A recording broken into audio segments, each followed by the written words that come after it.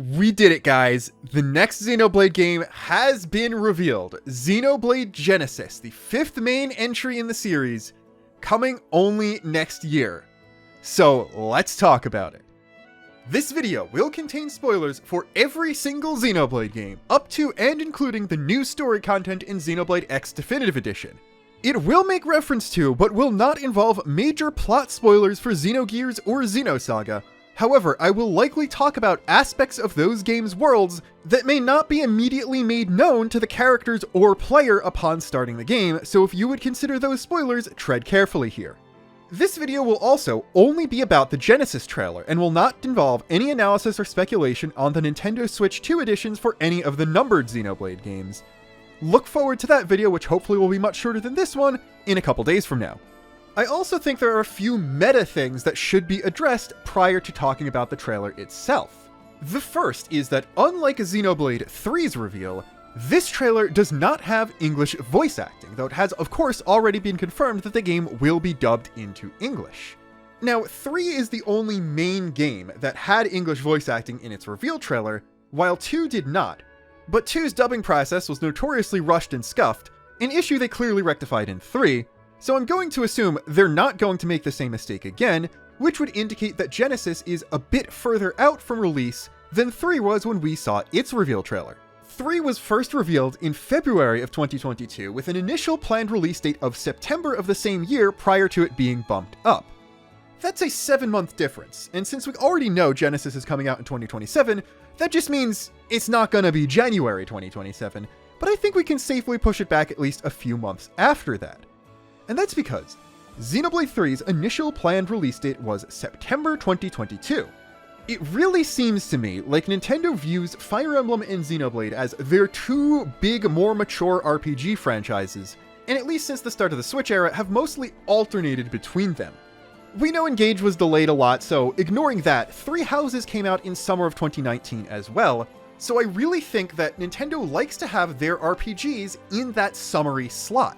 This makes me think that we're going to see Xenoblade Genesis about the same time next year as we will be seeing Fortune's Weave this year, and that game drops in September, so I think anywhere between mid to late June and mid to late September is when we can expect Genesis, meaning it's going to be about a year out, which, yes, is longer to wait, but we're also basically getting quarterly Switch 2 upgrades for the Switch 1 Xenoblade games, and given how much they're clearly holding back in this trailer, we're gonna have, I'm gonna say at least 2 more that will leave us with plenty more to speculate on. I'm also led to believe this by the fact that we've been given significantly less information about this game than we did Xenoblade 3 at release. While we had to wait a few days to get even English translations of stuff, they started explaining things about Keves and Agnes and gave brief bios and even key art for the 6 main characters, starting like 15 minutes after the direct ended, and it doesn't look like we're getting that here, especially because even in Japan, Genesis does not have its own website up yet. Now, there have been a couple tweets providing additional information that came out, so I'm going to read them off, using translations courtesy of @XenobladeEN, which is an account dedicated to posting English translated versions of the official Japanese Xenoblade account tweets, as no official English account exists. The first post contains this image, saying, Xenoblade Genesis takes place in the vast world of Anshar, a land warmed by 6 suns. Even if you've never played a Xenoblade game before, you can start with Xenoblade Genesis. Please look forward to future updates. The text in the image itself reads, Anshar, a world with 6 suns. The world is crowded by different nations. The conflicts between countries are endless, yet the people live on resiliently. Water, fire, and wind, the foundation of the world, are a manifestation of anima, the source of the world. Those who can manipulate and wield anima are called Veseli. In a world of conflict, they stand at the center of combat. Those attempting to become the strongest Veseli gather at Lukos Academy. A girl named Eleanor enrolls, and is granted an anima crystone, which amplifies the Veseli's power. During her life at the Academy, she encounters a number of people and a number of destinies.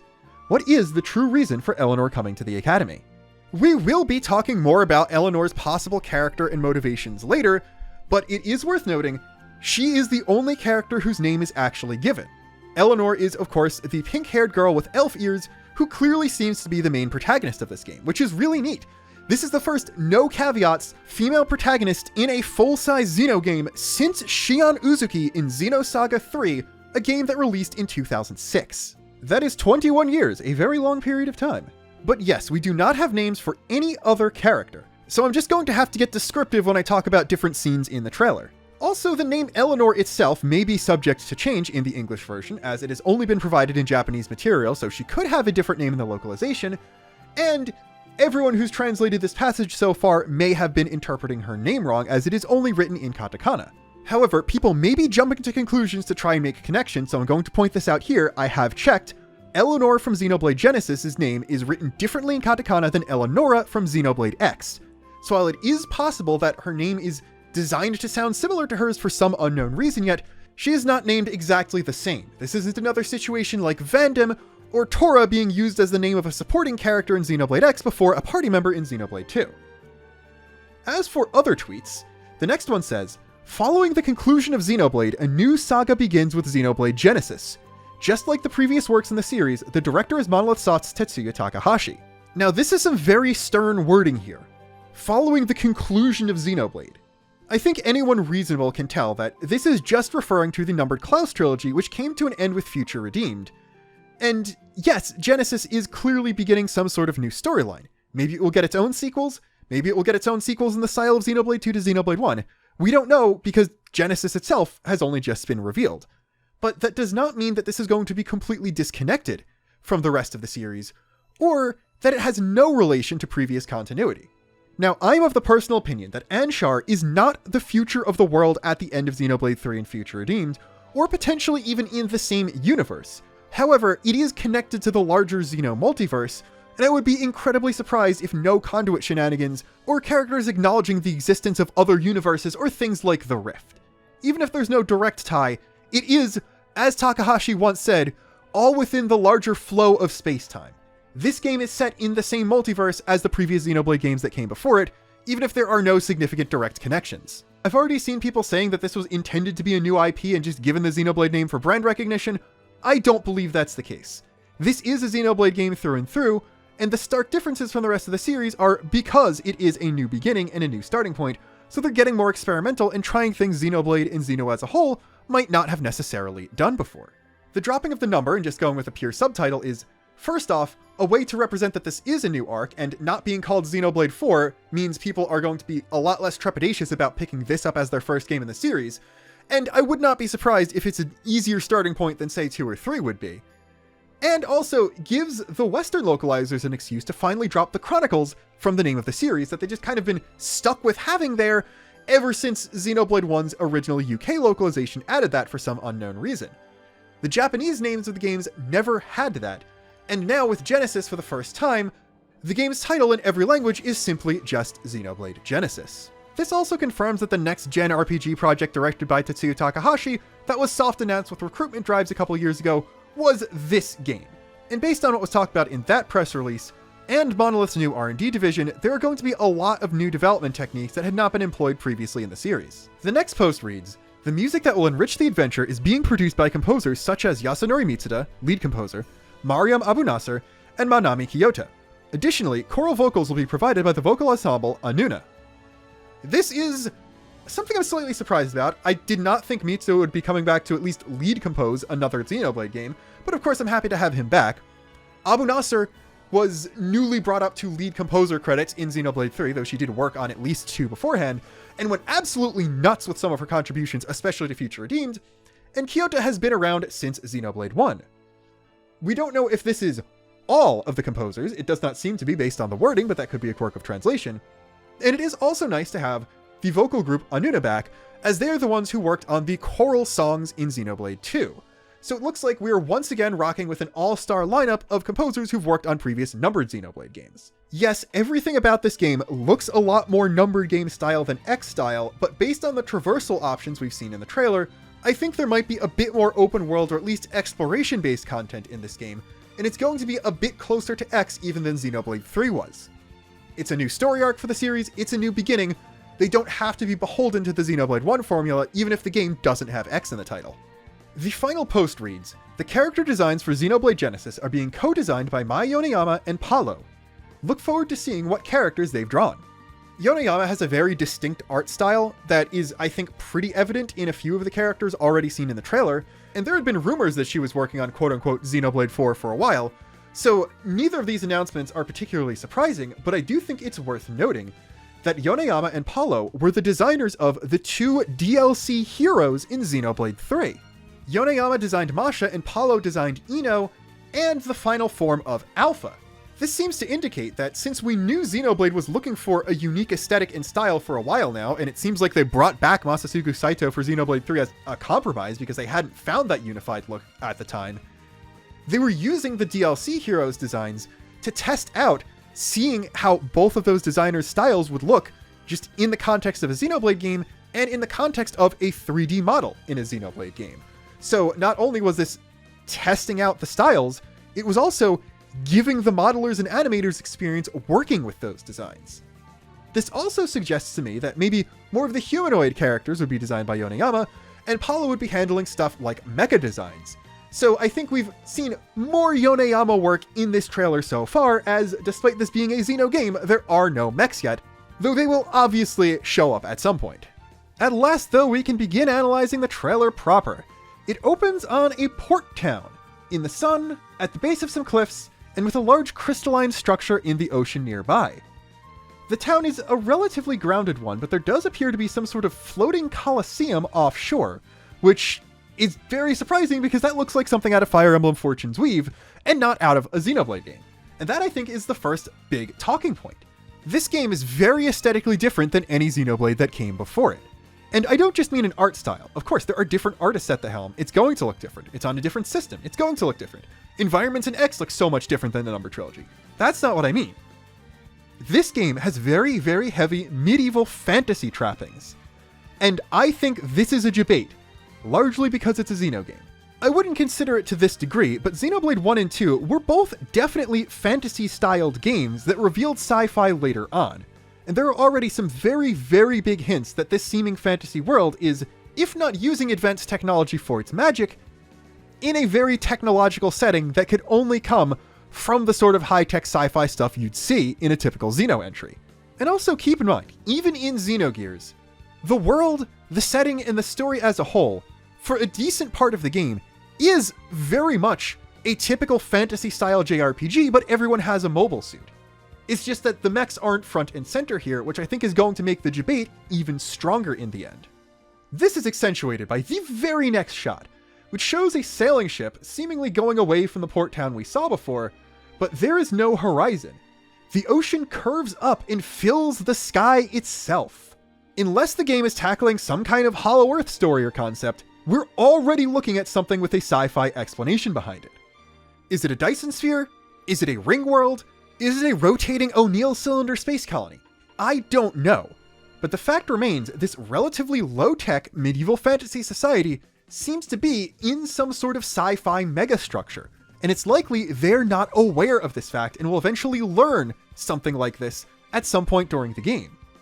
This, combined with the fact that there are lots of elves and humans coexisting together, really brings Star Ocean vibes to mind. So if we get a Xeno Star Ocean type game, alongside a little bit of military school, and whatever comes after that, there could be a lot of cool angles explored that just had never been touched in a Xeno anything before. Another curious thing about these landmasses in the sky are that a lot of them look a lot like different structures from previous Xenoblade games. And this isn't just an Ionios thing where it's, oops, we smushed things from 1 and 2 together.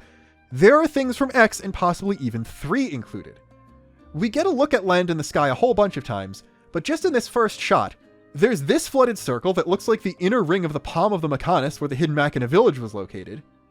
There's this big canopy structure that looks a lot like things seen in the Leftharian archipelago in 2, and even this landmass to the right looks a lot like the shape of a continent in Xenoblade X from above. The color doesn't quite match, but if you told me this was a new peninsula on Oblivia they added in DE, I don't think I would be very surprised. The canopy thing also kind of looks like a big mega structure that exists in Xenogears, that could be some sort of big city where a maybe antagonistic faction would live, and there are a couple other things that look like they could be megastructures, but given this society, it really seems like they might be abandoned or the like by the time we get to them in the game, and it isn't until later where we find descendants of the people who used to inhabit them, or go and explore working ones ourselves. During the first bit of the trailer, the narration is by some unknown male narrator who is likely going to be some kind of instructor at the academy, repeating very, very similar, if not identical in Japanese, words to the beginning of the Twitter post I outlined before. It switches to dialogue after explaining what Veseli are, so we're going to talk about all that narration once we get to that point in the trailer, and just talk about trailer scenes first. The next shot after we see the curved sky for the first time appears to be the kitchen in some sort of tavern or bakery or what have you, and it really shows the more medieval fantasy aesthetic. Yes, this could be a shot from a home in some place like Leftheria, but it's not common in any of the numbered Xenoblade games so far, but it does seem to be just how things are in the world of Anshar. Oh, and by the way, the name of the world Anshar comes from a primordial Mesopotamian deity who is considered the father of the sky god and king of the gods that was actively worshipped, so something more of a Kronos analogous figure. What does this have to do with anything? I don't know, but the fact that it's named after a primordial deity figure suggests that yes, there's more religious theming going on in the background, and also that the word Genesis isn't just there as it's a start of a new story or something related to the plot, but that this has something to do with the fundamentals of Xenoblade itself, which leads me to a theory I've already seen plenty of people have that I think holds some merit, and that is the theory that we're looking at Samarians here. More on that again later. The next shot appears to be a traditional Xenoblade open plain area that we're likely going to see at the beginning of the game, possibly before Eleanor even gets to the school. In this case, the grass is a little bit yellower, as is seen in some areas in Xenoblade 3, and most intriguingly, the creatures in the foreground are very unique. They have never been seen before in any Xenoblade game, which is pretty exciting because we've been rocking with the same enemy designs since Xenoblade 1 with the exception of X, so I think it would be good to have yet another game completely shake things up and bring in a mostly unique set of foes. I don't see anything super unique or distinctive in the environments in the sky in the background. There's something that might be a building in the middle of a lake, but nothing looks strikingly similar to something from a previous Xenoblade game, but closer to the camera there are a few things of note. The first is seen in the upper right-hand corner, a structure that looks a bit like one of those Gower Plain hills. We'll see them from a much more zoomed out perspective later, and they are clearly a design callback to Xenoblade 1, but in this case above all others, I think it should only really be taken as this is an iconic thing from Xenoblade 1 that people recognize and see as Xenoblade, so we're putting it in our new, very different Xenoblade game to give people a little sense of the familiar. That might not be said of the round structure a little bit closer to the background, as that's reminiscent of a few things. First are circular pieces of the Mechanis fallen off, as sort of seen on the Mechanis itself in Xenoblade 1 and kind of also seen ruined in Ionius in Xenoblade 3. Second is just the Ring of Alchemoth and therefore Keves Castle, which this could theoretically be if this truly is a future world, which I'm not inclined to believe quite yet. And lastly is the giant ring in Oblivia, which XDE sort of indicated was actually the outer structure of something similar to Alchemoth. So this could be any of those things.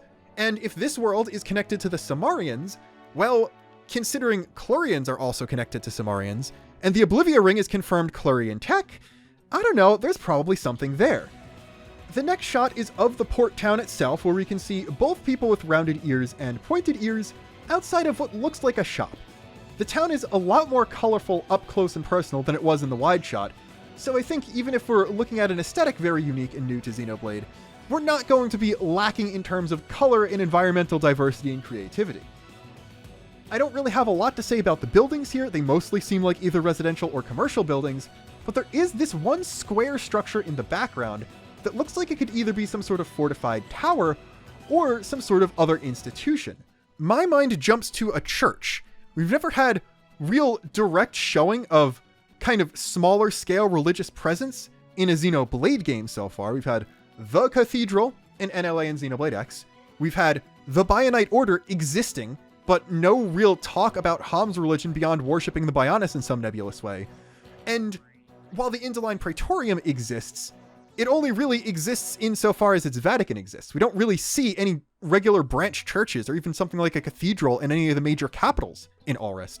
So if there is some sort of religious hierarchy in this world, I think having small town churches be a thing would be a neat way to extend that. Also in the background of the shot, we could see a very, very small island, which suggests to me that expanding perhaps on the boat from Xenoblade 3, or just taking a scale out into the ocean in X, there is going to be at least some degree of exploring the open water in Genesis. Next shot almost looks like something straight out of Skyward Sword. Like, the building on the left is colored a lot like stuff in Skyloft, It looks like there's some sort of training ground, or at least school ground. I could see this building being a school because there's looks like a lot of shorter people there, so it could be kids or something, or this could just be some sort of town square or meeting area. There's a nice picturesque waterfall in the background, and a few very curious things on the right side of the screen. The first is the structure taking up most of the right side. This could just be a stationary building, and seems to be based on the roots tangled around it, but it also kind of looks a bit like an Orion Titan ship, weirdly enough. I don't think it's connected to that, but it does seem to be some sort of more in tune with nature structure than the other buildings in this town. Secondly, is this wooden bridge, which doesn't really look like any architecture style we've seen previously in a Xenoblade game, so I don't think it's tied to anything, at most just the same society that built the building. Next to the building is this big pole with a ring that has a big green gem in it.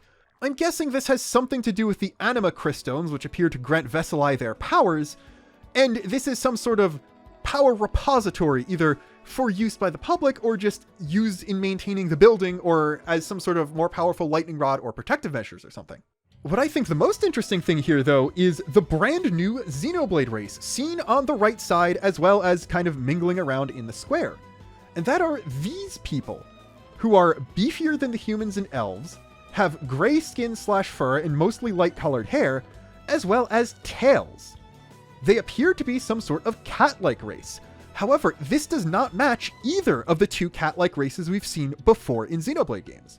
Gormadi women are about the same size as human women, and while the men can be a bit burlier, they don't have the same kind of hair and lack tails.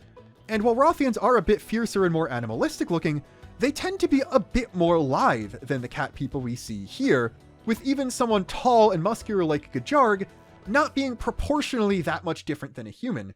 Meanwhile, these guys are even beefier than Lanz was. The next shot is of a fire burning on a beach, and this brings to mind the well-loved fallen arm scene between Dunban, Ricky, and Melia, but I think this is a bit of a different case, as we can clearly see there are buildings in the background, so it's unlikely this person is literally building a fire to keep warm and survive. They're out there on purpose. I don't know the context of this scene, and the buildings in the background don't look like the port town we've seen so far, so it's likely either some different settlement or different landmass altogether, but I do think it's interesting to look at the color of the fire, because there are a lot of cool things that can be seen in colors in this trailer. The flames are your typical reds and oranges with sparks flying, but there's also a noticeable green tinge at the edges of everything. Normally I just chalk it up to an art style quirk or something that has to do with the rainbow theming as seen in the game's logo, but this is also how a lot of Pyra's fire looked. So could there potentially be a connection to this? Maybe.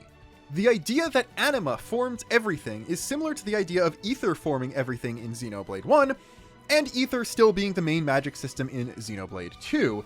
So perhaps if the entire world is truly made of anima, maybe all fire looks like this because it is technically the same kind of supernatural fire that Pyra's is, even if it's made using mundane means.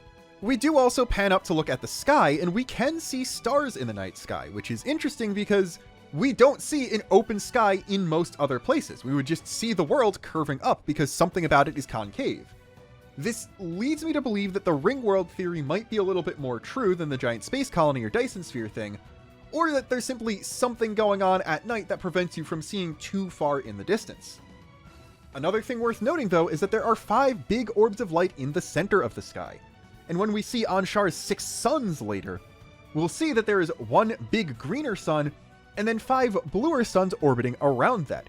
These are the same 5 blue ones, so it looks like only the main sun goes out when it turns to night. And I don't really know what this means. Like, clearly, something is artificial about the entire world. Clearly, the entire world isn't just whatever Anshar happens to be. Clearly, the suns are artificial in some way, but I don't know what it means for one of them to vanish, but not the other 5, or for one of them to even be bigger than the other 5, because why would you have 6 if one of them is just bigger and does most of the work anyway? I don't know what this means, but I had the very funny idea. If this ends up being a more true open world game, what if our objective is going to the sun to fight God or whatever? And the smaller suns are like locks or sub-bosses around it? Breath of the Wild, Xenogears, and Xenosaga 3 all kind of did something similar to this with various bosses. So go around the world, defeat antagonists that shut off the smaller suns to make the bigger one more vulnerable so you can go in and defeat God in the middle. I don't know, that sounds like something a Xeno game could theoretically do, especially if it ends up being a less linear one. We then get a scene of some kind of castle siege that definitely looks like it's out of Fire Emblem, and we can see two very distinct factions here. There's more medieval European coded knight people who seem to have kind of padded hoodies or something, but also are wearing a lot of plate armor and full helmets, and they're fighting against a faction that seems to be a cross between more Greco-Roman people and Fire Emblem barbarians, as they're wearing lighter armor but have more ancient-styled swords, and appear to be using a similar kind of creature to the one we saw in the field scene before as attack beasts.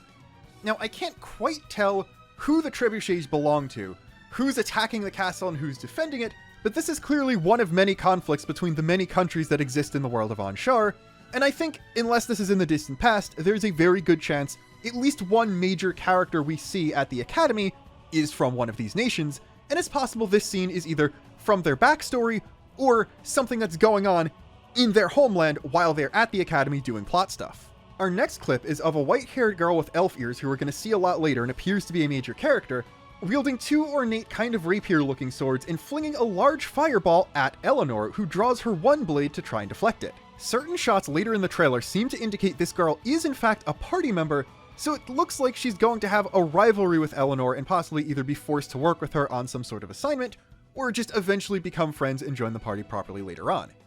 If every party member from this game ends up coming from the Academy, I'm guessing she's going to be the closest to a Morag that we're going to see this time, which is fitting because she uses fire and has dual swords. Though I kind of think it's neat that Eleanor doesn't in fact use fire. People were making a lot of pyro connections to her just based on her appearance, but she's not the main fire user in the party. I'm guessing there's going to be at least some kind of element system because we have one character very clearly spec'd towards one element, but it looks like the pro tag is at least not doubling up on the element of the character in Xenoblade 2 who the logo was based on. Considering the logo in Genesis is based on light or refractions or crystals or something like that, she might have light powers similar to Mithra instead, however. That being said, there's a lot of purple energy when she moves to draw her sword, and considering possible connections to other Xenoblade characters she may have, Eleanor might actually be using dark-based powers, which is interesting because we've never really had a Xeno protagonist explicitly use quote-unquote evil-coded abilities before. While we have had good characters be viewed as villains by others, they never really had the powers to match, if that makes sense. Anyway, Eleanor is successful in deflecting the big fireball with one blow, and we see that there are a lot of other people in Academy uniforms watching who will have to brace themselves for the shockwave. There are several designs in these crowds who look a lot more unique than others, but we're going to see better looks at all of those characters later, so I'm going to skip over that for now. Now let's begin talking about the narration. The beginning bit just describing the world in general, I don't really have too much to say. A lot of it is just better explored by looking at the world itself and trying to figure out how things came to be this way, or why they are that way for symbolic, thematic, or plot reasons.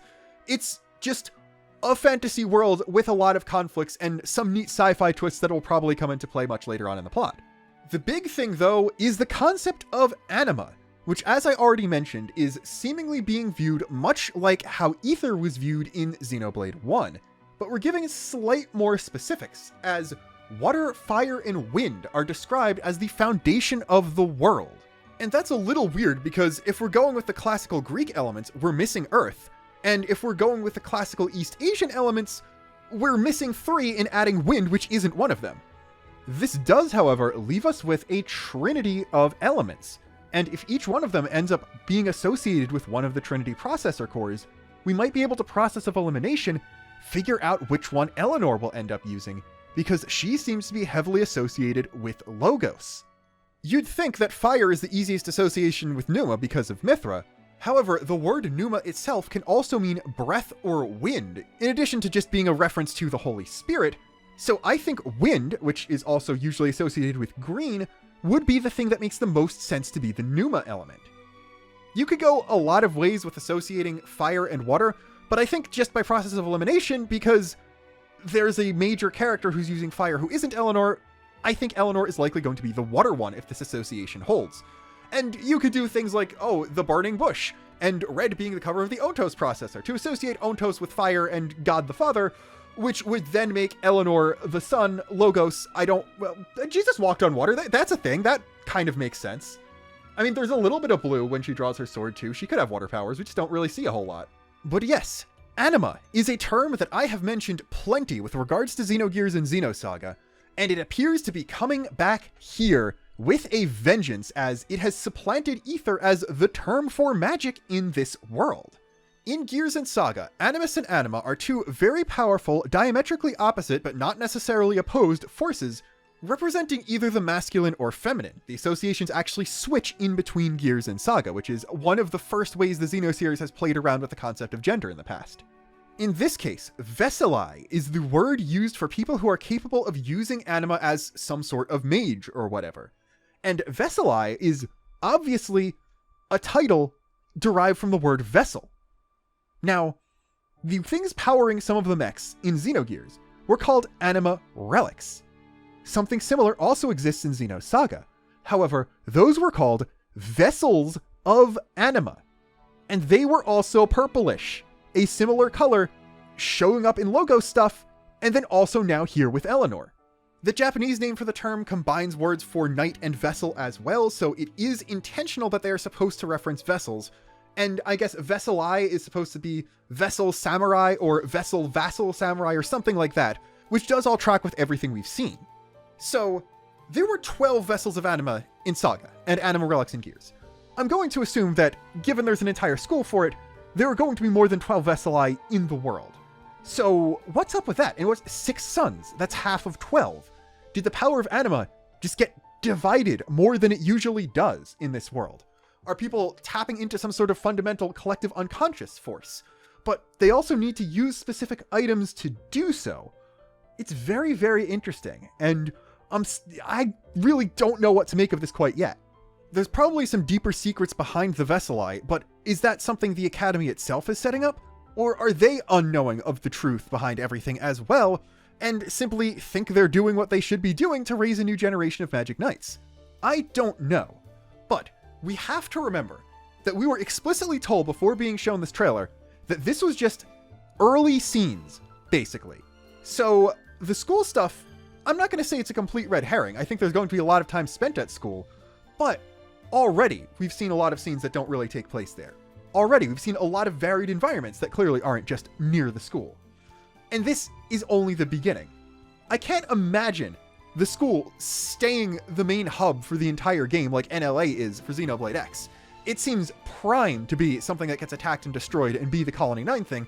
I just think we're going to spend like maybe 15 hours there before leaving, instead of like 3 to 5 like you do in Xenoblade 1. We then see Eleanor bestowed her weapon, saying, "I'll uphold this blade's honor, I swear it," suggesting the sword itself is also storied or in some way valuable, and not just the stone she's given to set into it. There are also hints she might be some sort of minor noble, and that she has or had a brother that she's going to the Academy in some reason for, so this sword could have belonged to him and maybe even been a family heirloom even further back. We then get a couple establishing shots of Liukos Academy itself, Eleanor stepping out of a carriage and looking at the building.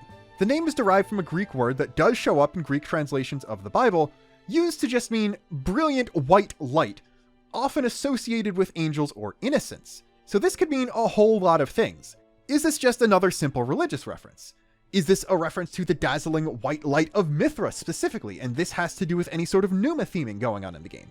I'm not sure. It could also just be a church institution. The school does have a big stained glass window over the entrance and look like a vaguely gothic cathedral castle combination. We next see an older academic looking elf man who I'm assuming is either the headmaster or some kind of instructor at the academy, and narration begins that does not match the male narrator from earlier. The next shot is of him giving Eleanor the anima crystone in the hilt of her sword, so there's no reason to believe this isn't this guy talking from the exact same cutscene.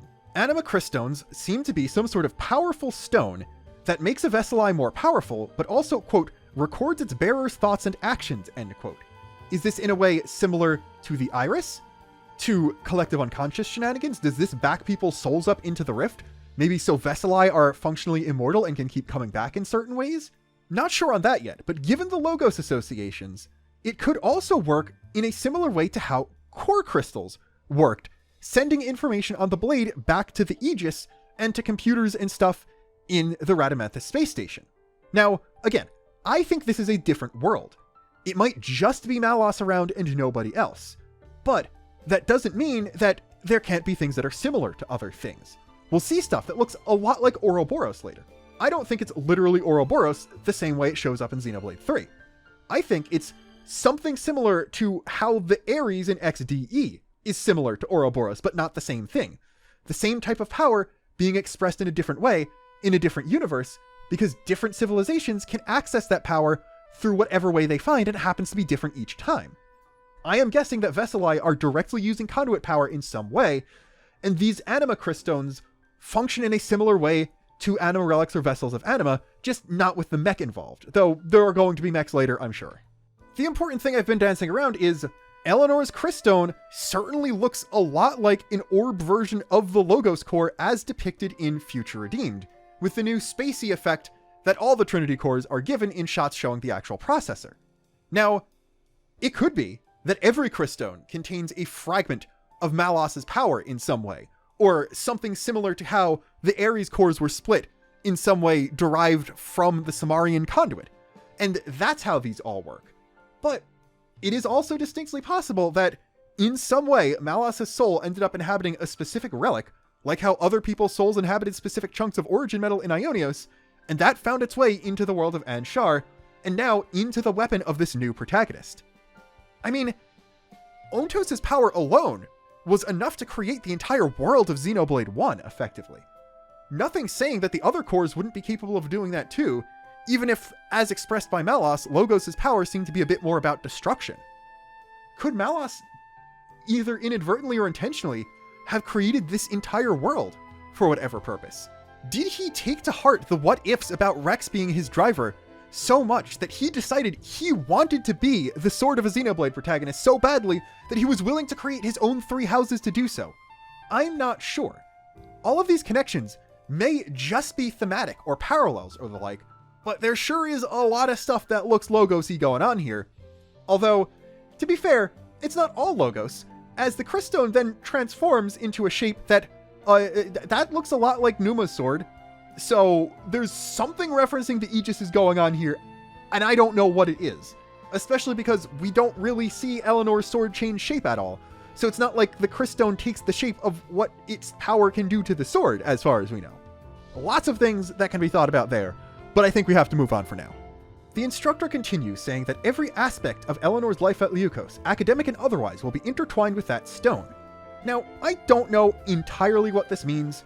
Obviously, she's learning to be a Veseli, so she has to learn anima powers and get more powerful with the stone and all that, and it will grow with her, and that's how you level up in this game and stuff. But I don't really know what otherwise is. Like, yeah, it's recording her thoughts and stuff, so it could just be that, or maybe some sort of status symbol in the school is connected to how powerful your stone is or how much of your own power you poured into it, or something like that. Regardless, though, we get a few shots of Eleanor walking around the school grounds. There's a cafeteria, there's a courtyard in the middle or outside or something, and then we finally get open world exploration, where we see 3 characters led by Eleanor running around a wooded area. Contrary to what I said before, I think this is certainly an early game area that is located very close to the academy, possibly still on its grounds, just because all of the plants and rocks look very, very similar to every establishing shot of the academy we've gotten so far. The 2 party members are characters we'll see up close again later, so again, I will hold off on discussing them for a bit. We obviously can't tell just from this one shot in the trailer, but I honestly wouldn't be surprised if the party size goes back down to 3 for this game. As the start to a new storyline, I could see combat being simplified a bit and not having as many things like class options, customization features, or all the stuff Xenoblade 2 and 3 had, and going a bit more stripped down similar to Xenoblade 1, with maybe things like gear options carrying the most weight with stuff like that. And I think a 3-person party is okay for that, especially if they leave in the ability to swap between which party member you're controlling mid-combat. Because one general critique of Xenoblade 3's combat that I think is a very good one to bring up is that, while yes, you can switch between characters, having 6 on the field at a time does mean that even though you can switch, it doesn't really feel like your impact on the moment-to-moment situation of a fight is that big because you have 5 other people doing things instead of 2. Now, if they add another thing that I've been wanting to for a while, and do something similar to Torna's tagging in system, where you can bring in a reserve party member to replace one of your 3 on the field, something similar to a real-time version of what Final Fantasy X does, for example, and Xenosaga 3 obviously, but FF10 is a game that more people have played than Saga 3, even among people watching this video, would be a neat idea to kind of marry both of them and allow you to use all of your characters in the same fight, but not have it too confusing or too much going on for you to really contribute much. Also, hello file name mistakenly left in the trailer for a couple frames that seemingly confirms that Xenoblade Genesis is in fact Monolith Soft's Project Legacy, so I guess I can take the L on that one. I don't think there's really any way to explain myself out of this. The next shot depicts the same 3 party members running through a more open grassy field area that might be connected to the region we saw before, and we can see more land masses in the background. It looks like the LOD on them is very low because of how far away they are, so I can't really see anything that directly looks similar to an area from a previous Xenoblade game, though it looks like there's some white building or town or something near the middle of the thing just above the mountain peaks, and there are a few bridges that when we get closer I might be able to glean something from, simply based on the architecture style. There are also a couple flying creatures up there, and I can't tell if they're just set pieces to add more flavor to the setting or something you are in fact able to fight later. We do have 2 sword wielders in the party right now, but it's already been shown that people with melee weapons can shoot ranged blasts with their anima powers, and there is also a bow user, so I wouldn't be surprised if you can target them and attack them as is. You can also see a cliff pathway around on the right side that seems to go behind, near, or around that waterfall there. And in the upper left corner, there's another one of the Gower Plain style hills, though this one has snow on it. Given how these mountains and formations are much shorter than the ones on Bionis Leg in Xenoblade 1, and yet it goes from lush grass fields at the bottom to snow-capped mountains at the top, it seems like there might be some sort of environmental engineering going on causing biomes to switch this quickly, because even in X, a game that was supposed to simulate an entire planet and had a lot of very rough biome shifts between areas, didn't go this quickly. It had some transitionary zones. So there's something to think about there. Also interesting that the mountains off in the distance do not appear to have snow on them, and the rock is also a different color than the ones nearby, even with the lower resolution textures and lower poly models. I also only just noticed this spire thing up there. That could either be a lighthouse, because we've seen ships exist in this world already, or some sort of watchtower for whatever country controls this area. The next voice line starts over this shot, and then it leads into a scene where I'm sure it actually plays. Today's exercise will simulate actual combat, and we can see just a bunch of students in academy uniforms, and there are instructors in front of them, presumably one of them is saying this line. Guess who the main characters are? I wonder. This shot lets us see several important characters up close. We can see the white-haired girl who dual wields again, and we can see that her hair is actually purple at the tips. The tall guy with his jacket open as a cape appears to be a party member based on some later shots, and behind him we can also see a shorter elf boy, appears to also have multicolored hair, with it being blonde near the roots, and getting redder the further it extends, but the tips, at least around his eyes, are also purple. A very similar purple to the dual-wielding girl, so it's possible these two are related in some way. He has a unique-looking weapon on his back.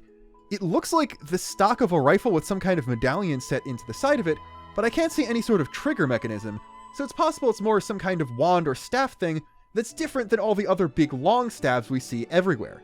If we look closely at Eleanor on the right side, we can see that her hair also reddens nearer to the tips, but I don't know if that's an elf thing, if that's a main character thing, or something else. It could just be artistic liberty, but in the other two, it does contrast a lot more, and the tip color is the same.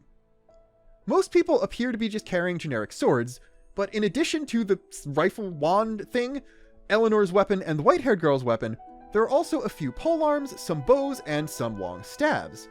And at least in the polearms and the stabs, there's a bright blue crystalline thing embedded in the top.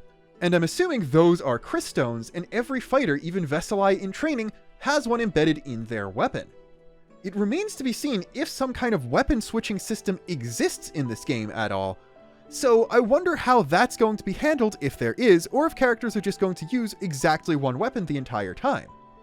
You can also see the black-haired guy with suspenders, who was one of the party members in the earlier shots, just behind Eleanor, and if you check the wide shot, you can see that the white-haired girl, the red-haired boy, and Eleanor all have completely unique weapon models, but the two human guys appear to be using the exact same weapon models as the generic NPCs.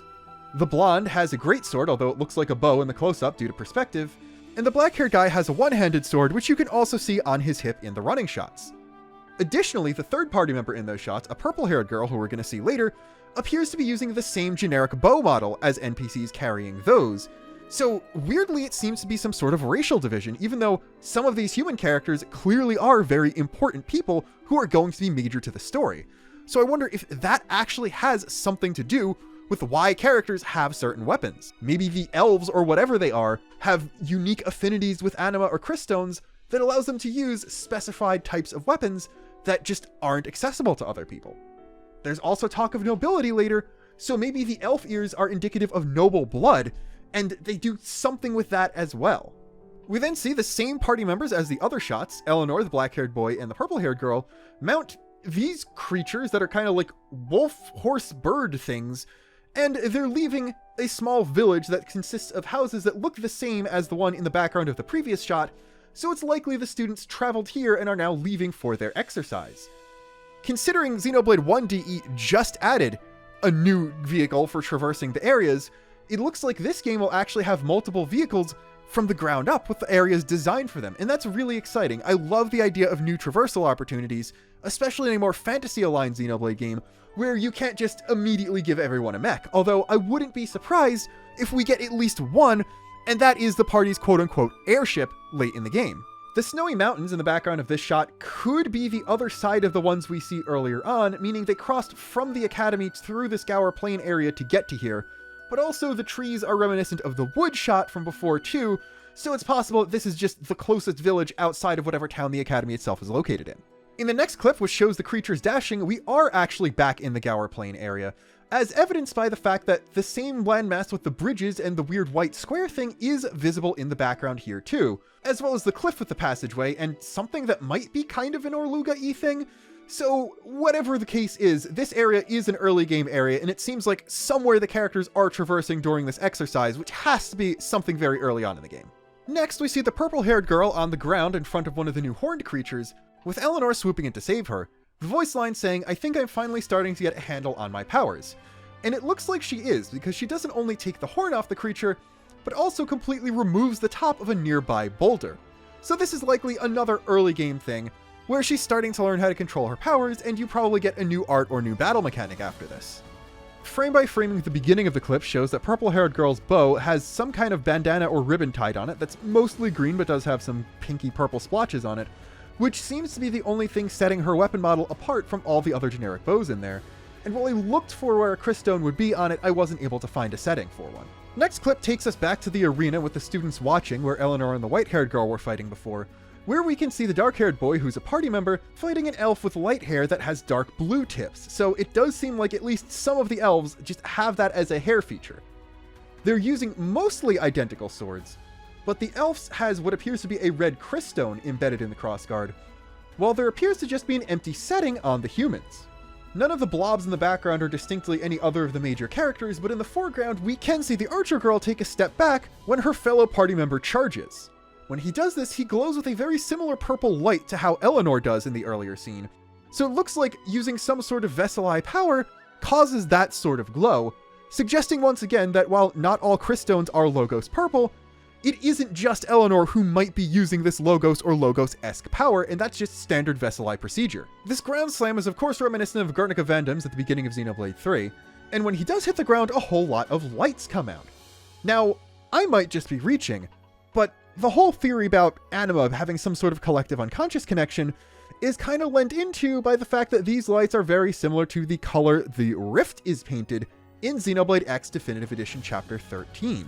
These colors are extremely familiar to you if you've played that game, and arguably are also kind of the colors that are associated with X Infinity, Y Infinity, and Z Infinity in the final battle of Xenoblade 3, which does also track because, honestly, the purple the characters glow is a bit closer to Origin Purple than Logos Purple for the most part. The big thing, though, is this giant hand of shadow that pops out of the ground after he hits it and seems to launch an attack. So I guess that is a new piece of the power system as well. Veseli have stands, or can just do summon magic, or stuff like this. I'm not quite sure what this is. We might just need to see more magic used in order to tell exactly what kind of thing this is, but that's very exciting, and I have to assume this is going to have some sort of combat ramifications too.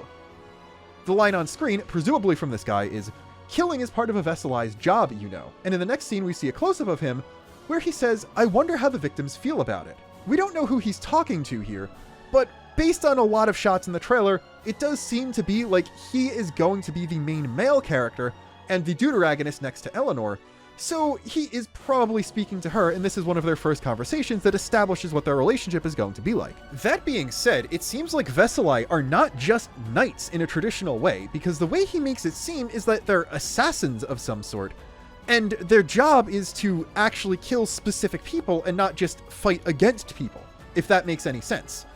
He describes people as victims, which isn't really a word a soldier would use to describe fellow soldiers they meet on a battlefield. So once again, it does seem like there's something darker behind this power system and behind the people who use it. And that's another thing I'm wondering about. What is the actual affiliation of the Academy?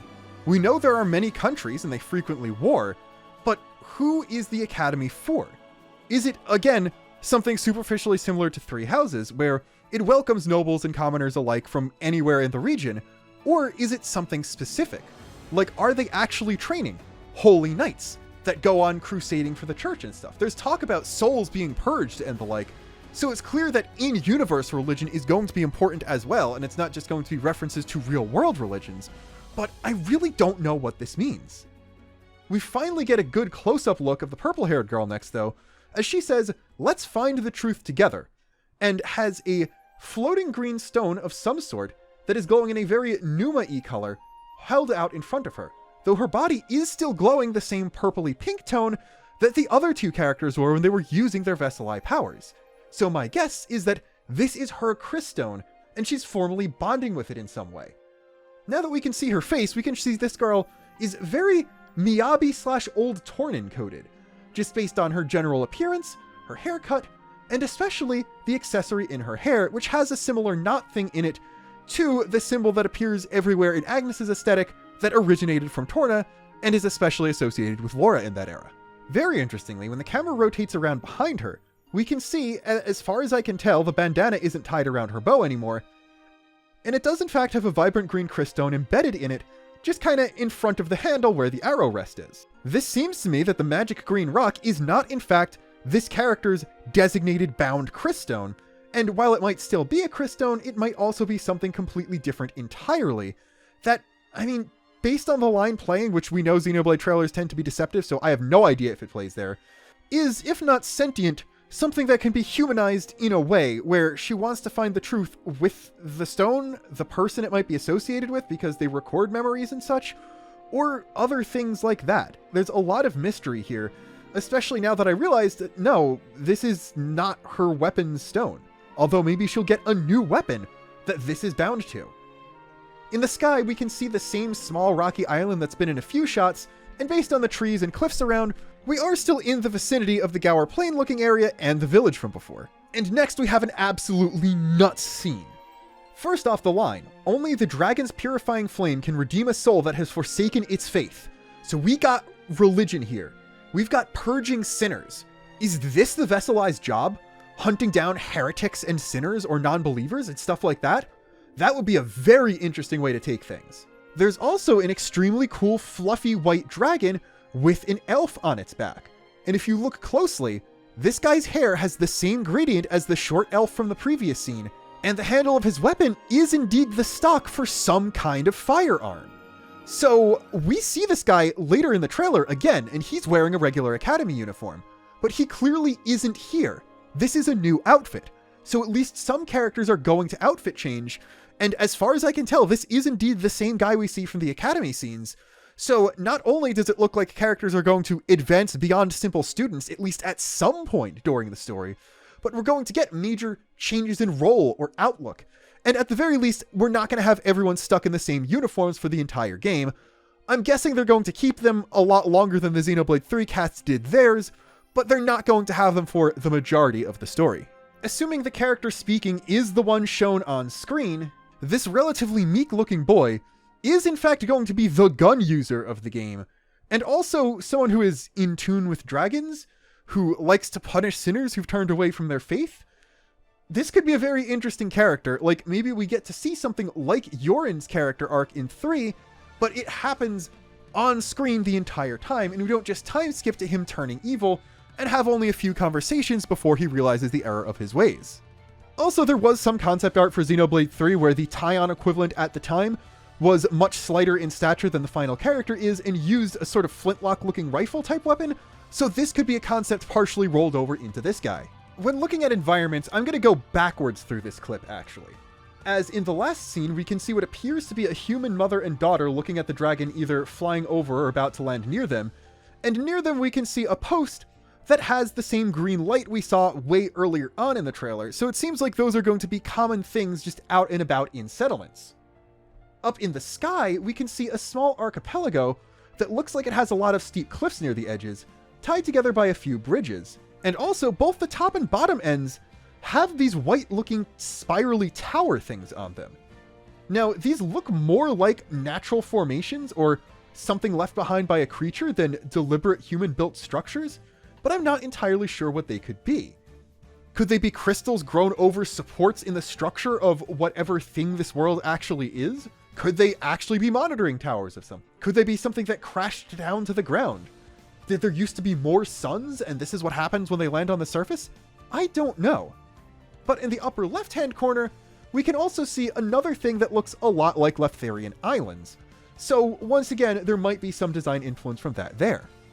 In the first part of this clip, though, we can see the dragon flying over a massive crater with a large structure in it.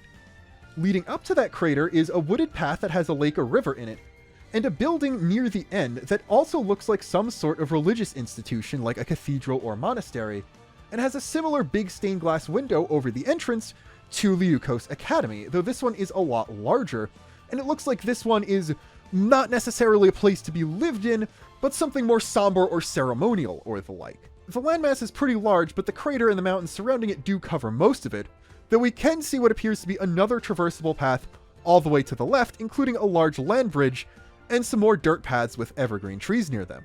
The important part is the thing in the middle of the crater, though, because that certainly looks like the front of a massive spaceship.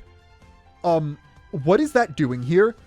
Like, yeah, okay, this might be some sort of space structure or space colony or the like, but this is a very massive Xenogears reference, and that is all I can really say there. I don't think they're giving us Battle Tower again. That would be awful, but hilarious. But it certainly does seem like the big front of a spaceship is just embedded in the side of the world here. Now, I'm wondering, because we're clearly on the inside of some structure, is the rest of the spaceship poking out and this crashed into the side and got partially embedded in it? Or, because it's a crater, did it somehow land and go through the other way, and this is the part that didn't leave, rather than the part that entered? I'm not sure. Maybe the land formed around it or something like that. But this is crazy, and I'm gonna say, stuff that has to do with the ship, that's where the church, or whoever's in charge of the Veseli, gets the Cryststones from, connects to the anima. There's probably a supercomputer in there that's either an equivalent to, or contains pieces of the Trinity processor, or just straight up a version of the conduit, or something like that. I'm saying there's going to be some Samarian connections here. Because it's a new universe, the Samarians are the only people we know of who regularly transferred universes, and there are elf-eared people, when pointed ears are a very distinguishing characteristic of all Samarian descendants besides Xenoblade X's humans. But that doesn't mean that this has to be a prequel showing Void's backstory or something like that, or anything directly relevant to the Samarian Empire at all. This world could just be the remaining people alive on a forgotten Samarian-descended colony in some universe that's been abandoned for thousands upon thousands of years so that no one living there even remembers they're in some sort of giant space superstructure, and all of this high technology might as well be holy relics from a bygone age when gods walked the earth. Now, will the characters leave the world of Anshar during the entirety of this game? I don't know, but if they do, then we're either backing this entire ship out of the world and somehow plugging the hole before all the air and water escapes, or launching smaller craft that are still stored somewhere on the ship that we can't see and are in working condition. And I think that's interesting too. If this is just one space colony, then it's likely that there are others around there too, and maybe that's where we'll find other things. Like, once again, nothing related to Napon in here at all. But if they're on another colony, what about that? That could be a thing. They could just be other races, like maybe a more machine-like race, maybe a silicon-based race like the Milsadi from Xenoblade X, just exist elsewhere in other colonies, or even we could go down to the planet or moon this colony's orbiting, or something like that. Xenoblade games like to end in space, and I have a strange feeling this one is going to be no different, so I'm guessing that even if it's not a main part of traversal, we're going to see outside the walls of Anshar at least once by the end of the game. I also want to touch on the concept of dragons, because while they do exist in other Xenoblade games, they're not really given the same kind of reverence as they are here, where dragon fire is something special, at least to the religion these characters practice. In other games, dragons are either just alien creatures that resemble dragons, and Pharsis, I think you could argue, is a dragon and is one of the most powerful creatures canonically in Xenoblade X, and then in 1 and 3, they're just big, powerful monsters for the most part. But here, not only does this one, and I believe there's another dragon you can see flying in the background around the spaceship thing, look a lot more benevolent and regal and such, but they're also assigned actual purpose in the world. And considering they're connected to the religion, and the white dragon we see has very Numa-colored horns and other little bits on its body, I think these creatures might be sort of similar to the kind of Titan Gramps is. Not that they're literally the same species, but that they're the same type of creature in a different universe. I don't know how sentient they would be, and we don't actually know how Gramps learned how to talk to humans and become sentient in the first place. It's never really been implied any other Titan is more intelligent than a regular animal, but there's got to be something about these, and I have a feeling they're not naturally evolving creatures that just kind of came into existence normally on Anshar. If they're connected to this religion that seems to be based on some ancient spaceship technology and stuff like that, they could very well be genetically engineered creatures by the original crew of said spaceship. And in that case, their purifying flame might exist in a literal sense, as they could be countermeasures to whatever anima powers actually are, or designed specifically to fight against Veseli or something else like that, either as some sort of counterbalance people built into the world, or as something that existed prior to it that humans were only able to work alongside and never properly overcome. I'm really interested in seeing what role they'll play, especially as what seems to be a later game mount. Now, will dragons be able to travel through space? Are they aliens? I don't know. I have a feeling, although I did mention robots before, that the dragons are going to be your airship, at least for the time you're inside Anshar. But I'm not fully convinced that we're not going to leave the world and head elsewhere quite yet, so there's a very good chance that something else is going to happen, and I kinda always wanted a multi-planetary Xenoblade X2 where you had like spaceflight sections where you flew between planets, and then when you landed on the planet you explored it like Xenoblade X. We could theoretically do something like this here, but that seems like it might be outside the scope of what, at least on the surface, it looks like the story they're trying to tell is. Though, of course, this is a Xenoblade game, and before it's a Xenoblade game, it's a JRPG, so things are most likely going to escalate drastically from what we've seen so far. I don't know how important it is, but the voice does say the English word dragon and not a Japanese word that's translated to dragon here, so it's possible they're just called that because that's what the dragons of the other games are called, or because these look more like Western dragons than Eastern ones. As the dragon swoops up at the very end, we can see a landmass in the lower right-hand corner that consists of black rocks and lava flows. This is just Cauldros. Now, yeah, it's not shaped like Cauldros. The lava flows aren't shaped like Cauldros, but like, that's Cauldros. It just is. That's the thing in the video game. They put a thing from Xenoblade X directly in here. So once again, we're getting areas that are reminiscent of other games, which, I mean, I guess if you want to have a lava area, you kind of have to do Cauldros. There's not really a proper lava zone in any other game in the series. But either way, it's good to see that biomes are going to exist that didn't necessarily exist in the Numbered Trilogy. And, I don't know, maybe we could see a Sylvalum-like area. Just because the world itself is probably artificial doesn't mean we can't have extremely creative-looking alien biomes like we saw back on Mira. And of course, if we leave Anshar, all bets are off for what the designs of areas could be. The next shot takes place in a natural-looking tunnel that appears to be near some of the snowy mountains, though maybe not the ones from earlier, as the white-haired girl draws her swords, glows purple, and charges at Eleanor with fire. There seems to be a cliff to the right side of the camera in this shot, so it looks like this is a separate altercation from the one earlier on in the trailer where other students are onlooking, and this isn't part of some controlled school exercise, but just the white-haired girl actively trying to attack Eleanor. Now, I'm going to go on a long bit of speculation here, and I need you to remember, Xenoblade trailers are deceiving. They played Taion saying, "I refuse to believe you're him," which I think he says to Isard when he's possessed by Mobius, in front of a shot of Taion and Lance kind of clashing when the two parties first meet in Alfeto Valley. So, this line, while I'm sure it's said by the white-haired girl, because it certainly isn't Eleanor's voice, we can pretty clearly tell when it's her speaking, based on other context clues. We don't know if it's being said to Eleanor, if it's in this scene, or anything. However, we have the idea that elves get more unique weapons, and it seems like they have some additional powers other people might not. The more medieval European-style fantasy trappings of the setting. And now the term noble. I'm thinking that my hypothesis earlier might actually be more correct. Nobility is determined by whether or not you have elf ears, which likely means you carry blood from some sort of ancestor who had a stronger connection to anima than those without. So naturally, people with the pointed ears are seen as superior and were given higher positions in the hierarchy of society. This plays hard into common Xeno themes, so I could easily see this being the case. If that's true, then Eleanor, who has pointed ears, would in fact be nobility.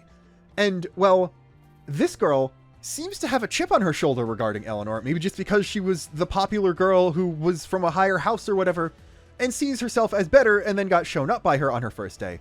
But the idea of Eleanor being a backwater noble, quote-unquote, who probably is just from a family who's in charge of a small village out there somewhere, she comes to the academy, gets some sort of preferential treatment because she is technically nobility, though she's basically the bottom rung of that ladder, and all sorts of classism and stuff happens related to that. There's a bit of framing later that heavily suggests this character is going to be a party member, so I'm guessing that for the school segment, she just is the major rival character to Eleanor, and eventually they at least become begrudging allies and travel together for the rest of the game.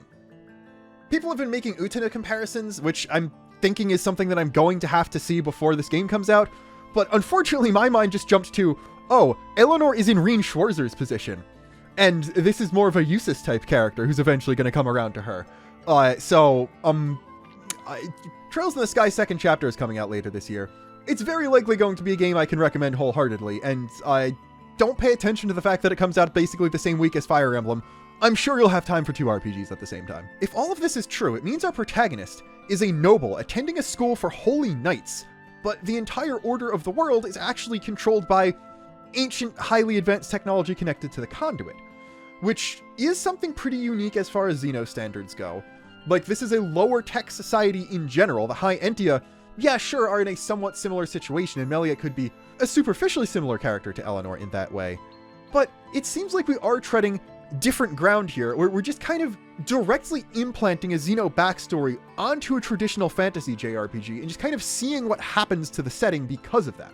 Due to all this and common elements in the Xeno series, I'm wondering just how much this nobility is still going to exist by the end of the game. Yes, grand sweeping changes are made to the world, but ultimately, while Gears and Saga were a lot more critical, the Xenoblade games never really said anything bad about monarchy itself existing, even though this is largely in part due to the fact that all of the monarchs we meet are direct allies to the party and generally good people who want to help. But it seems like they're going to have to completely dismantle the religion, and if the nobility is directly tied to the religion in this case, things could be a lot different than they were in any other game. And also, we don't really know the state of the world after Xenoblade 1 or 2. We don't know how prevalent the monarchy actually was, even by the time 3 happened. This all seems like a potentially neat inversion of Xenoblade 2, where the powerful Vesserai, who carry crystals that store their memories and emotions, are actually seen as a higher class to the regular humans. So it could be a neat companion piece, though of course 2 exists as a companion piece to 1 already, so I can't really think that this game is entirely just riffing off of 2. But it also could mean the Vesserai, and therefore the party members, are thematically taking the place of the Blades in that game, and as such would be the people designed to shape society, yada yada, young people making a change for the better, and all that.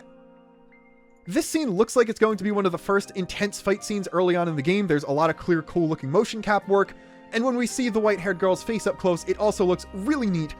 It's a new art style, but they still nailed the eyes just as well as they did in Xenoblade 3, so that's something I'm very happy to see. We don't really see Eleanor fight back at all in this altercation. She seems to just be defending herself, which could be just because she doesn't want to be seen as the aggressor in any way and she wants to talk her down, she just doesn't want to hurt anyone, or because she hasn't fully grown into her powers yet, and this scene actually takes place prior to the one where she saves the purple-haired archer. I don't quite know what it means, but every time we do see Eleanor actively tap into her power, so she's glowing purple when doing something, she doesn't have a big flashy effect like the other characters we see. White-haired girl can just shoot fire, the black-haired guy is able to conjure a shadow hand out of the ground and has a lot of cool colors, but Eleanor just makes a big powerful purple slash, which in practice only tells us that she will probably have a strong back attack, as is Xenoblade protagonist Perdition, but could also mean something like she doesn't have any special elemental power or specific technique, her only ability is just very strong slashes or something like that. And I mean, purple slash that cuts everything is kind of just a more subtle version of Malos's destruction effect, where he just makes spheres that erase things, so you could view it that way too, but I don't want to make quite as big a reach. And as I hypothesized, she may very well have water powers, and we're just not directly seeing that on screen for whatever reason so far. If she has water powers, that also would make her a natural hard counter to the white-haired girl, so this could be another reason she has enmity for her. When Eleanor rolls out of the way of an attack, you can see a burst of blue, but that is pretty clearly just a fireball hitting the ground and changing color when it does so. Next, we see an encounter at sunset on the school grounds between the white-haired girl and the blonde guy with the jacket cape, and the line appears to be him saying, "She's tougher than you think. Doesn't need a crystone to use her powers." Now, who could this be referring to? Every female character with a unique design we've seen so far has been confirmed to have a crystone. And when the camera moves to behind the blonde guy, we can get a very clear look at the white-haired girl's amber-colored one, as well as the fact that she's using a somewhat more historically accurate form of dual-wielding, with one full-length sword and one dagger. It looks like the longer of the two swords is held in her right hand, so she probably is still a righty. We can't quite see whether or not a crystone is present on it, but the blonde guy does have a sword on his left hip, suggesting that he is also right-handed. Now, we've already heard that cryststones enhance the power of a Veseli, and they don't grant them powers in their entirety. So it seems like anyone with anima aptitude can use at least a little bit of abilities with training and without a crystone, but if you don't need one at all, you seem to be especially powerful. Are they just referring to Eleanor here, and this is him trying to dissuade her for going after her in the altercation we see earlier? I don't know. This could be a misdirect and it's talking about a completely different character at all. But something I do think is worth noting is, you know that fight from earlier, where we see the black-haired guy fight that elf? He doesn't have a crystone in his sword, and he still summons the Shadow Hand. So the only character we visibly see on screen use powers without a crystone is that guy, meaning we can already guess that he is also uniquely powerful. Well, this could just be a case of the haughty noble underestimating the fiery underdog. I wonder if this is a bit of a debate, and they're not actually talking about Eleanor, but someone like the purple-haired girl instead, who seems a lot meeker and less fiery, and might be interpreted as less, because my first impressions of Eleanor aren't someone who's tougher than I think. She already seems to be tough, and I think someone who seemingly dislikes her and has been seen to have fought her twice on screen already would at least be aware of that. That being said, we do cut to Eleanor charging her sword. She's glowing purple. She also has a reddish energy around her that looks a little bit like Origin stuff once again. And the voice line playing is not from her, saying, "We live and die in harmony with anima." Eleanor then swings her sword and uses it to block this cool-looking white creature. The environment here is one we haven't seen before, though it might take place on the Cauldros-looking continent, as there is a black structure that looks like it could be metal if not rock, and seems to have some sort of red energy pulsing through it, as well as something that looks like carvings on a lighter stone a bit closer to the foreground, which is kind of something you can find in Cauldros collectibles, so there is some sort of precedent here. Now, what is this creature? The voice line playing on screen is "We live and die in harmony with anima," from a voice that's not been heard earlier in the trailer. And I think there are a lot of superficial similarities between this creature and Ouroboros or Mobius forms. So I think this is the kind of tokusatsu transformation thing that's going to be a big mechanic in this game's power set.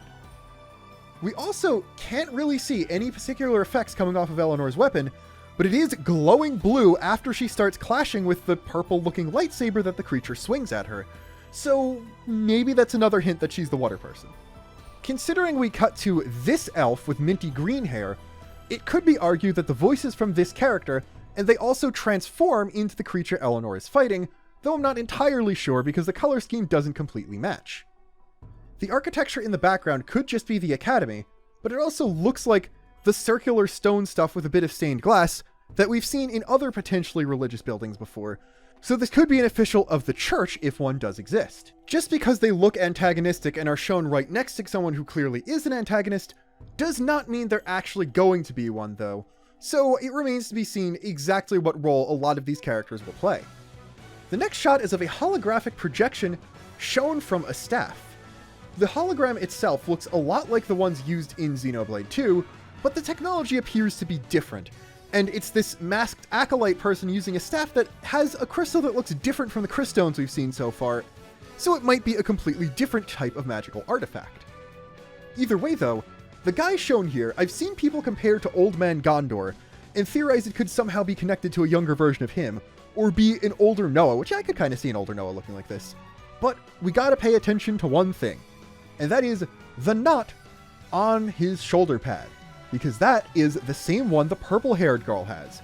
So I'm guessing that this is her father. Now, yes, this could mean that nobility is not tied to the elf ears, and I think that is an entirely possible thing too. But based on what we've seen so far, the elf ears have something to do with racism, classism, or both. So maybe nobles don't necessarily have the elf ears, but there's a lot of prejudice going in both directions when it comes to class and race, which may not even have any strong correlation in this specific world.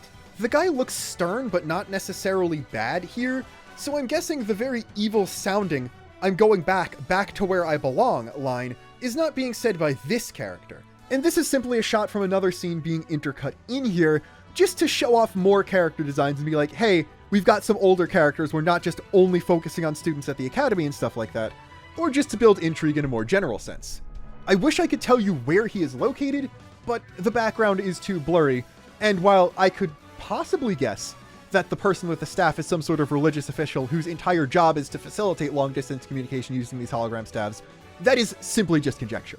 The next character we're shown is where all the three houses comparisons I've made go from useful shorthand to help people understand what I'm saying better, and complete jokes, to, alright, being completely unironic, this is the most Fire Emblem villain-coded Xenoblade character we've ever seen. While we can't see this guy's ears, I can pretty reasonably guess he's going to have round ones, just because his face shape doesn't match any of the people with elf ears we've seen elsewhere in the trailer. And also, because his outfit, and specifically his headpiece, seem to be a direct and intentional contrast to the mint-haired elf from 2 shots ago. His is white, and the elf's is black. And it also does look like some kind of ceremonial getup. So it's possible there needs to be one round-eared person and one elf-eared person to do certain church rituals, or these guys are the heretics, who, like, he's the anti-pope and the other elf is the pope or something like that. I could easily see something like this going on. But if this is the guy saying, I'm going back to where I belong, where is that place? Are they trying to get into the spaceship? Are they trying to get to the suns? Are they simply just trying to reclaim some kingdom that's fallen or something like that? Or is this something tied deeper to the overall plot? Like, honestly, what if the human-looking people and the elf-looking people are actually different races, and the humans descended from an Earth spaceship that somehow crashed, or the elf spaceship crashed on the Earth spaceship colony, or something like that, and, like, elves genuinely are Samarian descendants from some other universe or something, and they happen to end up in the same world, coexisting with just regular Earth humans that aren't tied to Samar like X's were. I think that is another neat way to go, though, to be fair, a concept I've had for a long time is, what if a Xeno ship crashed on a pre-established fantasy JRPG world, so maybe I'm just trying to project some of my own ideas onto this game when it already has a few that are similar to things I've come up with in the past. The next character we see is a pleasant-looking elf man with pink hair, and I'm not going to bury the lead here, this is Eleanor's older brother. He is mentioned in a line later on that seems to imply he's dead, and part of the reason Eleanor is going to the academy has to do with his death, so this is almost certainly a flashback to Eleanor's past. He seems to be wearing an academy uniform. Maybe he's not dead specifically, but went missing on a mission for the academy or something like that, and she's going there to try and find answers or something like that. Either way though, I can't really see this character being anything else.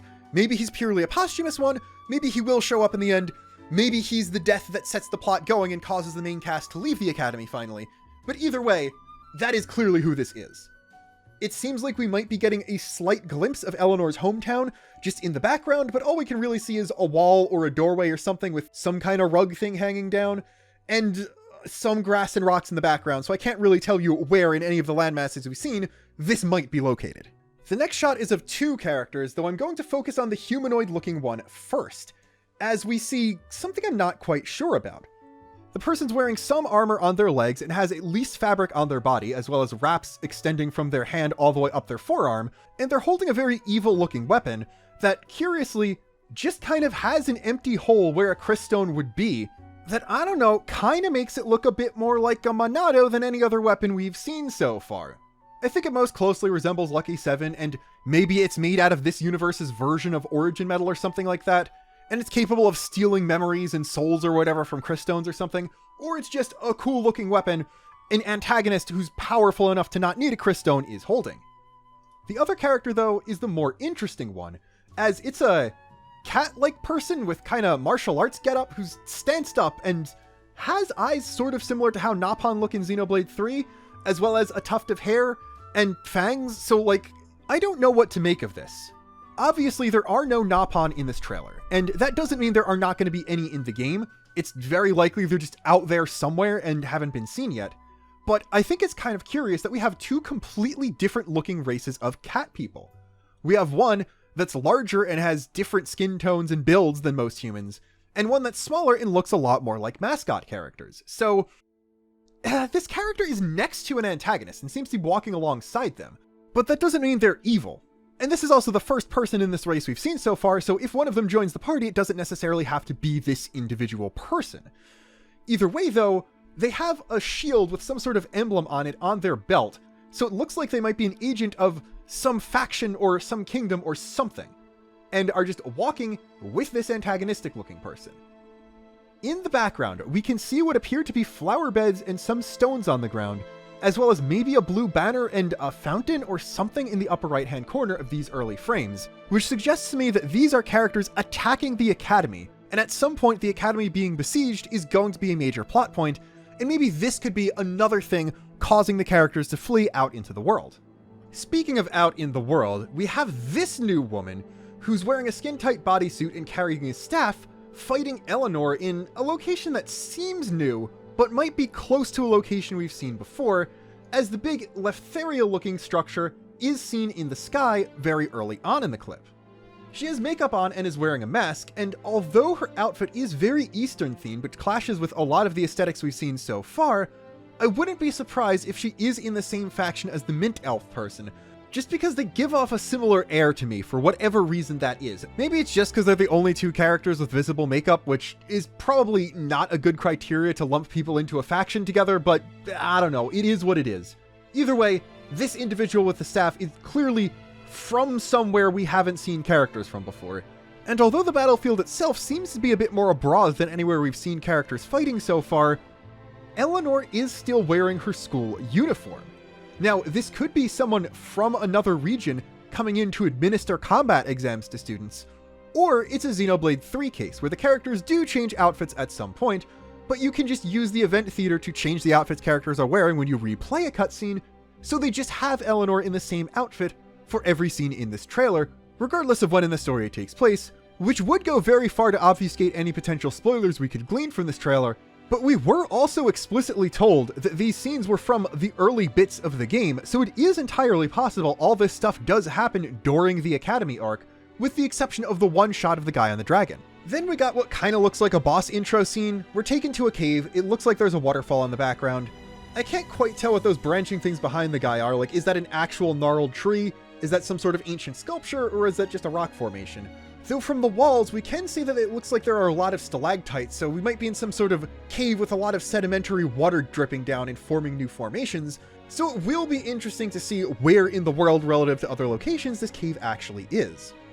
As for the guy, he really does just kind of look like a traditional fantasy RPG ogre boss, but with a slight Xenoblade twist, with the iron jaw and the way the armor looks, and the hammer that looks a whole lot like Senna's. I honestly can't even tell if this guy's a different race than the other round-eared humans we've seen, or just a large guy, because we're inside and it looks like there's a lot of unnatural lighting, so it's hard to tell exactly what his skin tone actually is. The next scene appears to be a very impactful one, as Eleanor is collapsed in the arms of the male lead, while they're both surrounded by the purple energy we've seen, as he eventually screams with blue energy seeming to come off of him.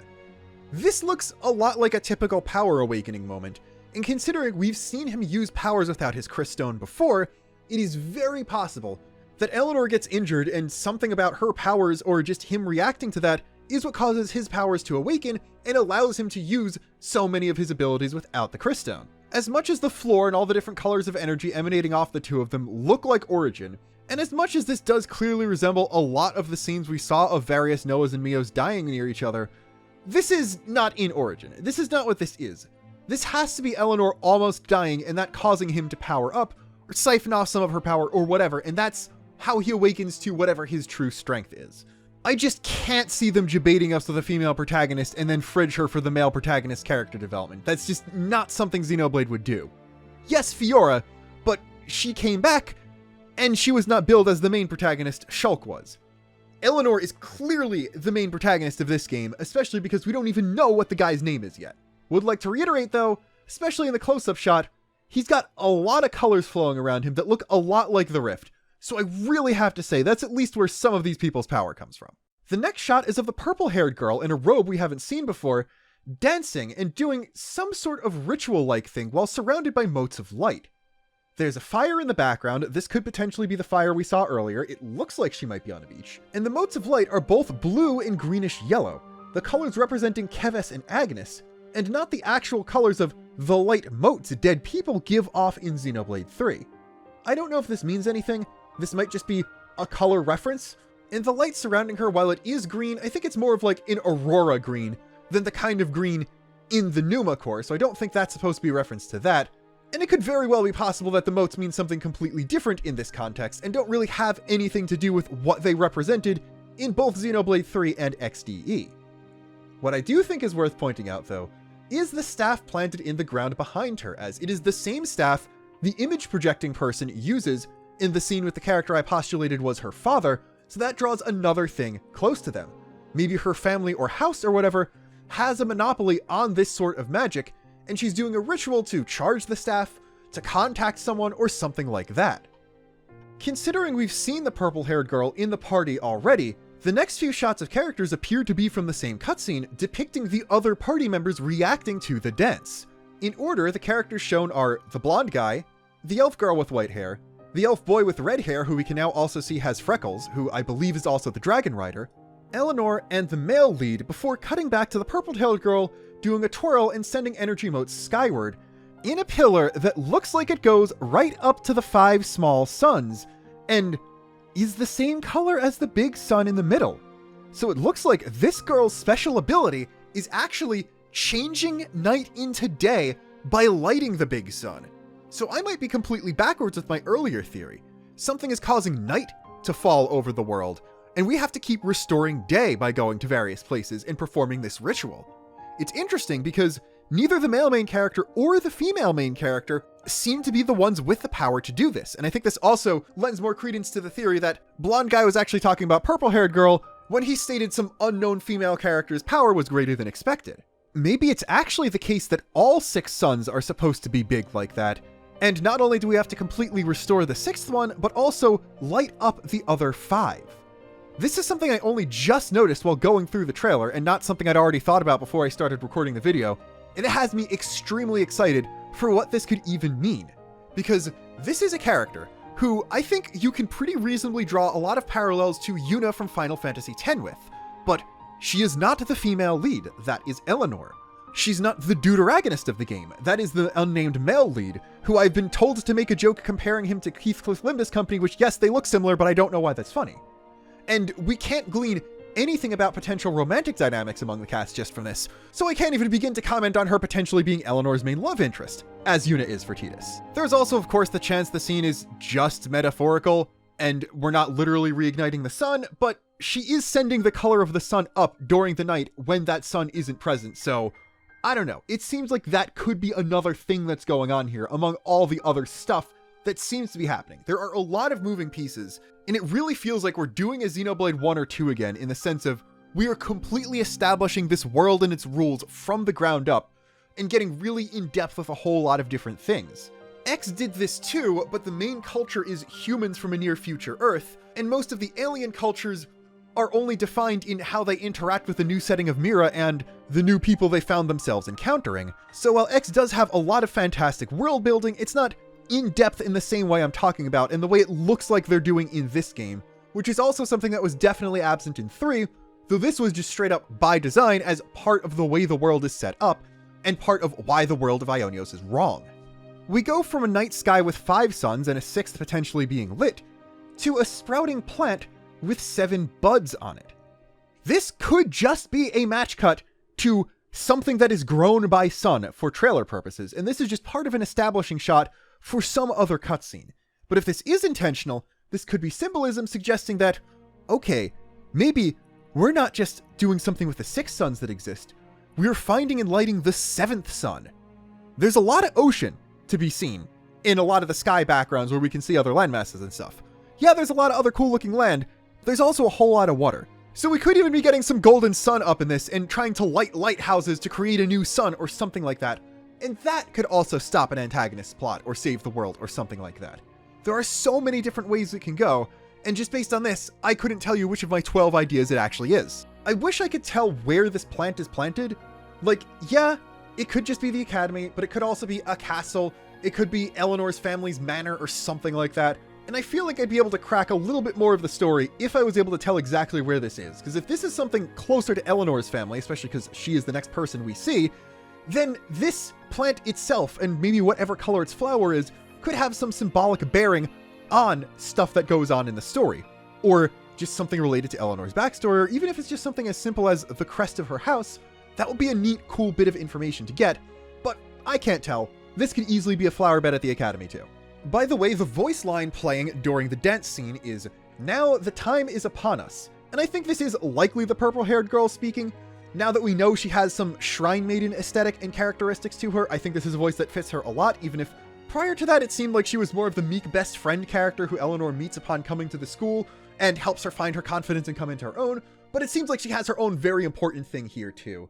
And I'm gonna be real, whatever this ritual is, I'm pretty sure this is just the line she says before starting it, because if it is a ritual, it probably needs to start at some auspicious time that only she knows, and she's just informing everyone else. I don't think there's much to be read into this. After the plant, we go to Eleanor in a room. This is either her dorm room at the academy or her room at her home. We can see some books in the background, so maybe that means academy, or maybe she just likes reading. And she's saying, "Well, brother, wish me luck." And this is obviously why I think the brother is dead, because the way she says this is very clearly in the way someone is talking to someone who's deceased and isn't just saying that to his face before she leaves. The real thing though is, when is this line said? Clearly this is before she departs on some important journey. But is that just her journey to the academy, or is it where her journey will take her after the academy? Because I'm pretty sure we can all agree, we're not just doing school life for the entire game. Something big is going to happen, and we're going to have a greater quest. So what is it that sets her off on that?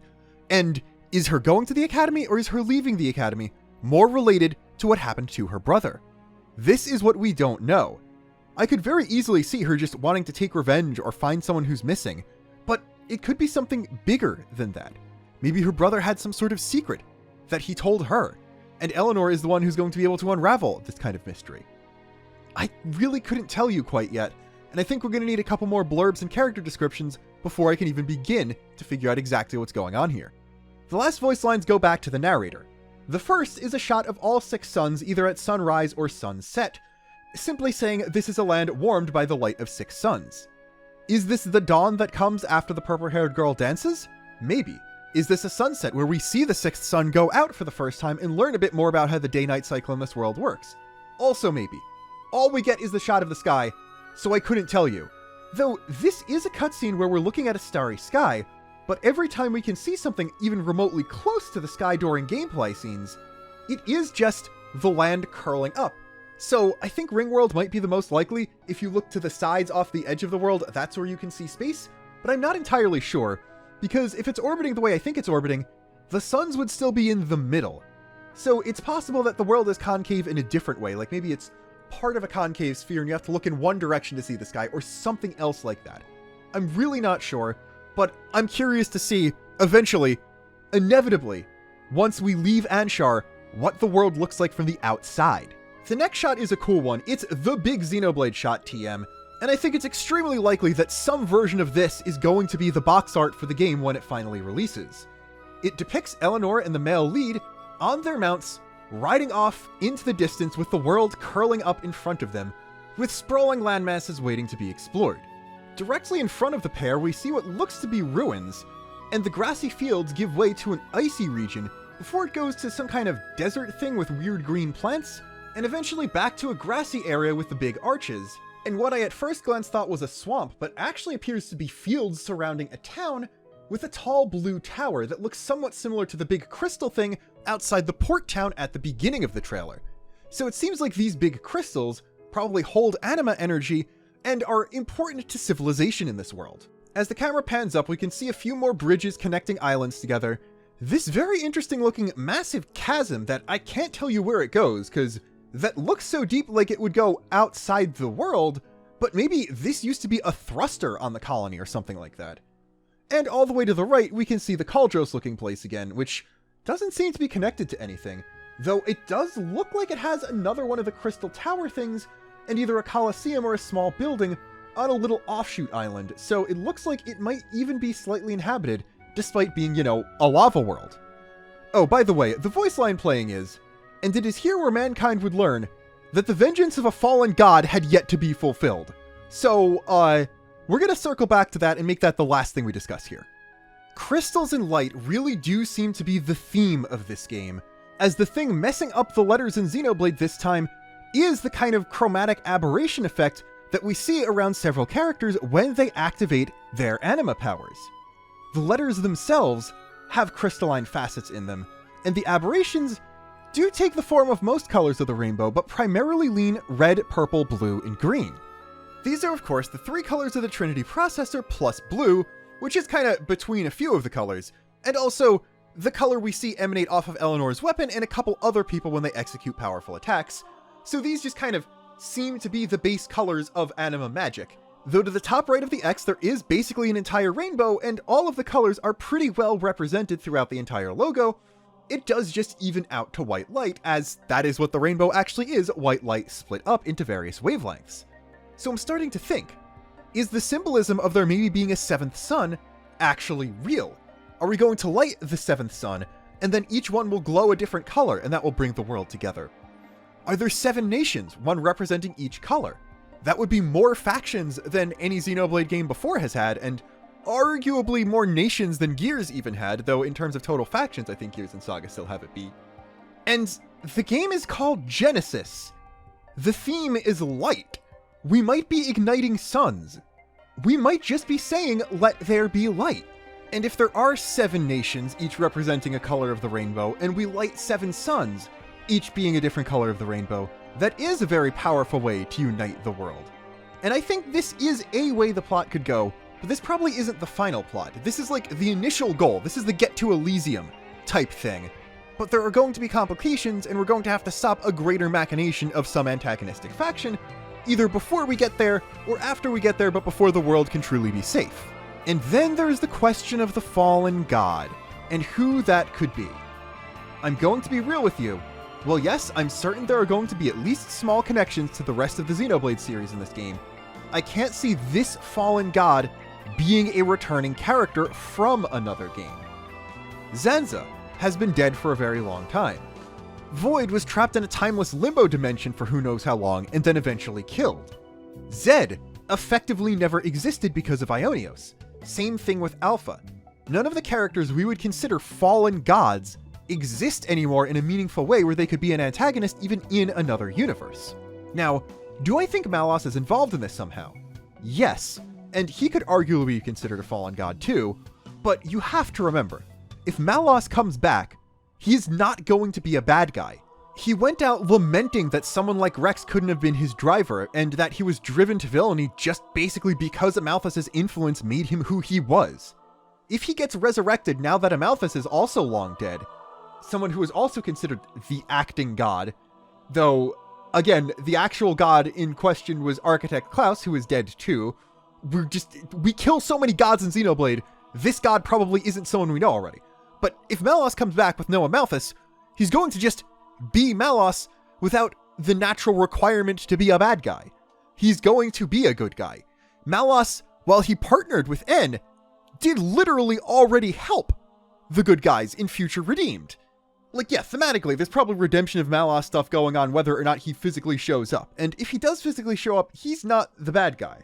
So who could this fallen god be? Well, if there's an old spaceship embedded in the side of the world, there could be a person or a computer on that ship that could be this fallen god. The fallen god could be a member of the race that built this world, that could be a very easy thing.